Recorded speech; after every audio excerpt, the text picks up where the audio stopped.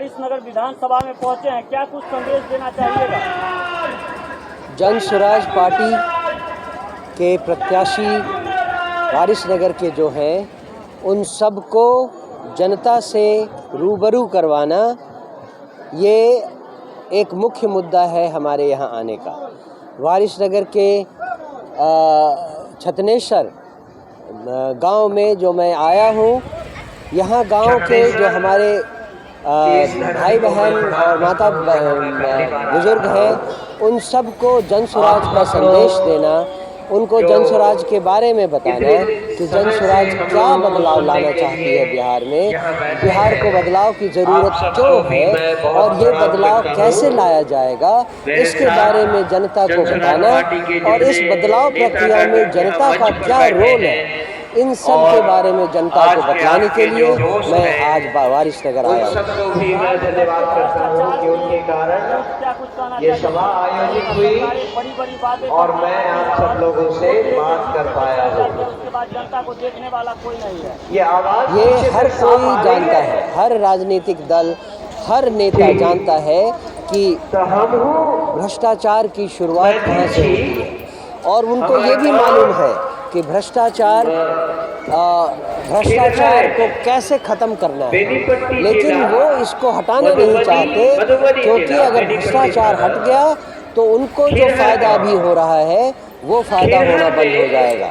जन स्वराज ने इसीलिए जनता से चुने हुए प्रत्याशियों को, काबिल प्रत्याशियों को अपना कैंडिडेट बनाने के बारे में सोचा है और यही वो रीज़न है जिसके कारण हमारा जनता से सीधा संपर्क होना बहुत ज़रूरी है। इंजीनियर महेश कुमार जी भावी विधानसभा प्रत्याशी हैं जन स्वराज से, इनके बारे में क्या कुछ कहिए?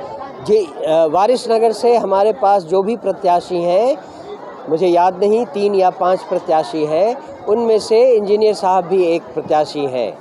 अब हम सारे प्रत्याशियों के चयन प्रक्रिया की शुरुआत कर चुके हैं, जिसमें नीचे से जनता के लेवल से, प्रखंड के लेवल से, अनुमंडल के लेवल से हम ये जानना चाहते हैं कि कौन सा उम्मीदवार जनता के बीच कितना लोकप्रिय है, कौन सा उम्मीदवार जनता के बीच कितना काम कर चुका है, क्या वो उम्मीदवार जनता का वोट लेकर बाहर तो नहीं चला जाएगा, क्या वो जनता के बीच में रहकर जनता का काम करने वाला है या नहीं।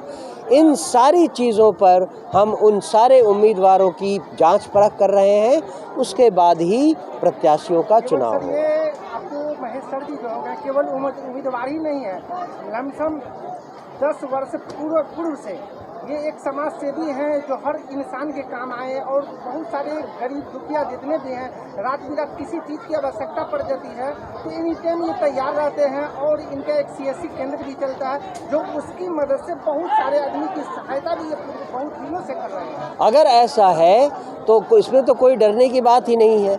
अगर ऐसा है तो हमारे सर्वेक्षण में अपने आप ये बात सामने आ जाएगी कि इन्होंने जनता के बीच में रहकर किस हद तक काम किया है, जनता इनको कितना पसंद करती है, जनता इनको कितना ज़्यादा जानती समझती है, ये बात सर्वेक्षण में अपने आप आ जाएगा।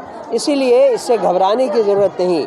ये तो अच्छी बात है जो आपने हमें बताई और ये हम जानते हैं, ये हमारे पास रिकॉर्ड है कि इन्होंने जनता के बीच में रहकर इस हद तक काम किया है। यहाँ पर आने के बाद सर आपको इस तरीके का महसूस हो रहा होगा जो केवल महेश सर यहाँ पे एक नेता नहीं, इस क्षेत्र का बेटा बैठा हुआ है जो यहाँ पे आप देख सकते हैं जो कितने सारी पब्लिक है, जो सारे गरीब तबके के आपको सामने नजर आ रहे हैं, जो इतना दुलार प्यार दे करके अपना काम छोड़ करके यहाँ दिन से लोग इंतजार। नहीं, ये देख कर मुझे बहुत खुशी है कि इनको इतने ज़्यादा लोग यहाँ चाहते हैं और पसंद करते हैं।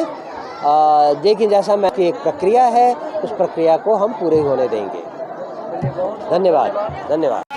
वेलकम है और हमारे अभिभावक को, हमारे जो संभावित प्रत्याशी है महेश जी, वो हमारे मिथिला के शान पगड़ी पहना करके अभिनंदन करने का काम करेंगे, स्वागत करने का काम करेंगे। तो स्वागत किया जा रहा है, तो इसके लिए सब लोग जोरदार तालियों से एक बार स्वागत कीजिए। जय बिहार, जय बिहार, जय बिहार। और हो जाएगा परिवार तो कुछ न कुछ अपने लिए उपाय कर देगा। तो यहाँ को ये आकलन देके फिर यहाँ से हमारे भाई बहन जो है दिल्ली पंजाब जाते हैं, करते हैं, वहाँ से फिर आते हैं यहाँ, तो फिर